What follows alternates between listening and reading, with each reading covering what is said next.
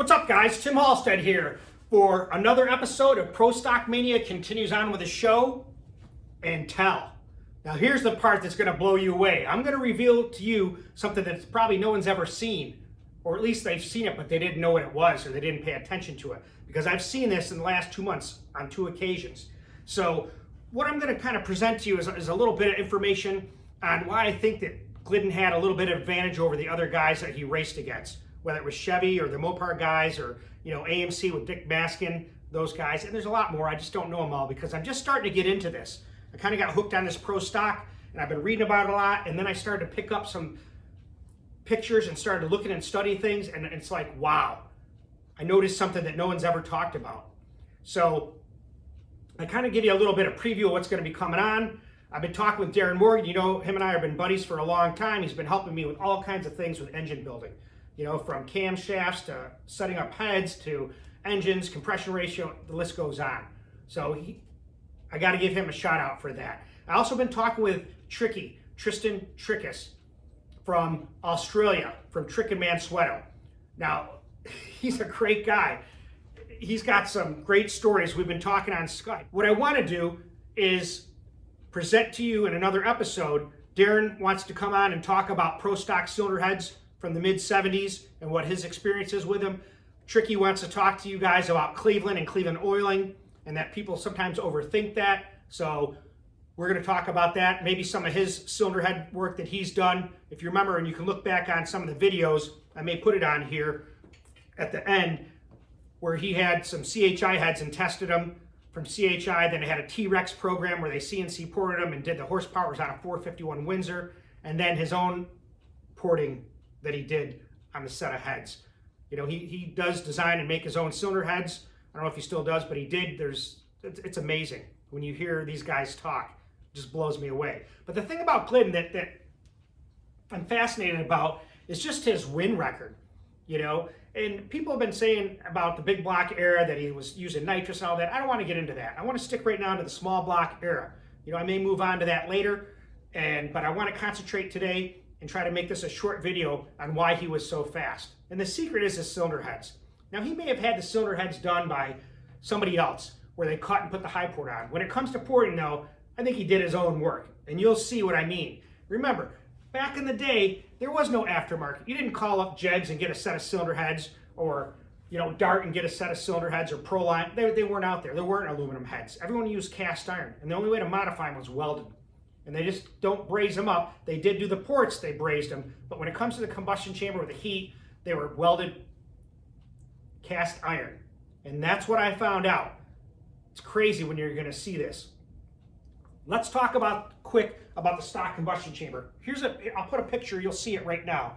But here's the shape of the combustion chamber. Classic Cleveland combustion chamber. They normally are about 62 cc's.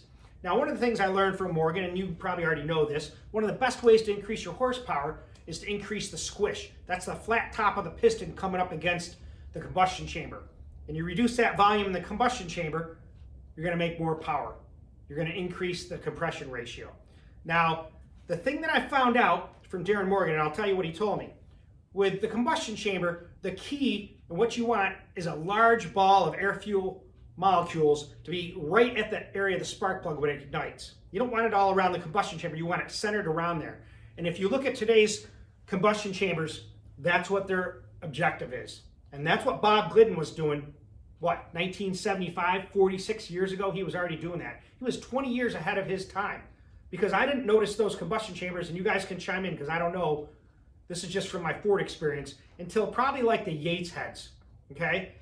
Now, I showed you the C3 heads I had before. Let me show you quick.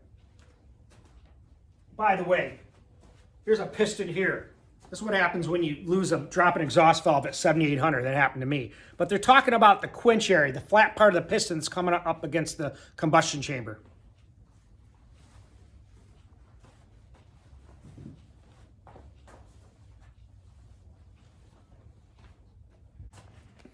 Now, these are the C3 heads I got. They've been modified. Just take a look at that combustion chamber, because this is originally looked like this. This is the stock Cleveland combustion chamber. They called it a polyangle or a semi-hemi. I don't know how they came up with that. Doesn't really look like that to me. But what they did here, and this is from the 80s, this cylinder head here, which originally looked like that, they welded this all up in this area to push that ball of air fuel molecules into that spark plug area. Now the newer heads, and I'm going to show you that, they had this area raised up too. But they were already doing this in the 80s, and Bob Glidden was doing this in the 70s. So you see how they've been modified with welding. Now, there may be a debate on this channel about this, but to me, the number one thing that's going to make horsepower in an engine is the heads.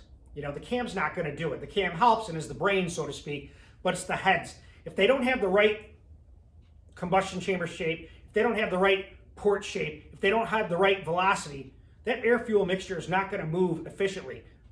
Things can fall out of place in regards to the molecules. You don't get a good mixture distribution. You end up with problems, less horsepower, detonation. So that's the key, is that head. Now, look at these. These are modern day cylinder heads. And when I mean modern day, I'm talking, just for example, here's a set. These are a set of AFD heads that I had Darren port. These are flowing close to 400 CFM. But look at the shape. You see what I'm saying? It's almost like a heart shape, they call it too. So if anybody knows the technical name, drop it on the channel. Here's a set of Blue Thunder 3.6, the same thing. Here, modern combustion chamber. You see it? All they want to do is get that air-fuel mixture to that spark plug area, compress it and push it over. That's what these ridges here are pushing over, the same thing. It keeps it in that tight area, the quench, for the most efficient burn. When you increase quench, you decrease the burn rate. So you're burning everything. It's not going out the exhaust port unburned. Now here's the part that you're going to be blown away by. Now, like I said, what I'm going to show you now is why he was so fast. And I've seen it on the internet, like I said, a couple times, but no one's noticed it. If you see this picture now, right up here, there he is in his shop. Great picture. I have a bunch of pictures, and these are from the Peterson archives. So they're probably copyrighted, but I'm not trying to make anything off them. This is for educational purposes. I'm saying that so YouTube doesn't ding me for that. But look at that. You see that shop. He's happy. He looks good. The shop kind of looks cool. But what I did was I looked at that, and what that is a heater to heat cylinder heads, or any part really. But what he does is put cylinder heads in there. You can see the propane heater back there. Because in order to weld cast iron, it needs to be heated. So he heated it. Now watch this. I'm going to zoom in, and I'm going to show you this combustion chamber.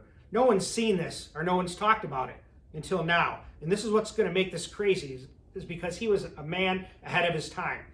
Check this out. Look at that combustion chamber, okay? This should be a good zoomed in picture. Look at the shape of that combustion chamber. It looks like this. Here. Now this part here is more round. That part where the spark plug is almost looks a little more like this one, this cylinder head. And I showed you that a couple minutes ago, more rounded. He didn't actually get to that point, or maybe he did, and I don't know, where it has actually bulged out, so to speak, so it can push that air-fuel mixture together and keep it centered in that area where the spark plug is. So he had this area raised. And these heads here, they welded them up and raised it. I don't know who thought this up. If you guys know, put it on there. I can tell you, this is what Darren told me, this is off the side, is that Dick Maskin is the original guy that made the first sheet metal intake. That's just some trivia there. Anybody got anything to say about it? Post it on the channel. We'll get some conversation going. So he was already making this shape of the combustion chamber in 74 or 75 when this picture was taken. You know, whether that increased his horsepower, 10 horsepower, 20, I don't know what the actual amount was. So it's pretty amazing that he was doing this at that time. And that's what amazes me about him. He was like, you know, they called him Mad Dog. You know, I told you that before, and that's what Morgan told me, because that guy was a worker. He never stopped.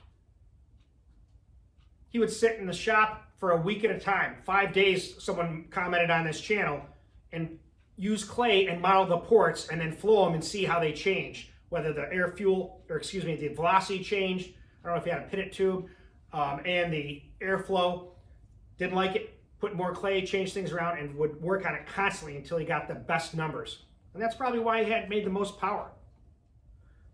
I've talked to Darren Morgan the other day, and he's going to help me with the DragBoss. I think we're going to use those C302B heads I have It's sitting down on the floor over there. And I want to send him these pro stock heads and have him look at them. I don't want to change anything with them unless it's something that's way off, because I want to see what that thing made for power. And I can't believe you guys are into this as much as I am. And that's what blows me away, you know, because no one's doing this pro stock. It's 50 years old, you know, and I'm into it, and I want to bring it to life for you, because I hear Cleveland's make power. So I'm asking you to stay tuned, hit that picture of my car, because that's where the subscribe button is, make that bell ring, because now we have 3,000 subscribers, 3,000 people that are into this pro stock scene, and I want to bring it to you live as I develop this and as I work on these things and get them done. I just want to give a shout out to my daughters. Happy Halloween. I'm wearing my Halloween shirt with a skull on it. They drew these pictures. My daughter Izzy drew this one for the YouTube symbol, and then my other daughter drew this one. It was a picture of flowers and stuff at the yard. And I want to get them involved with building motors and doing this. You know, my wife was saying maybe they'll be driving the race car, and hey, I'd like to see them do it.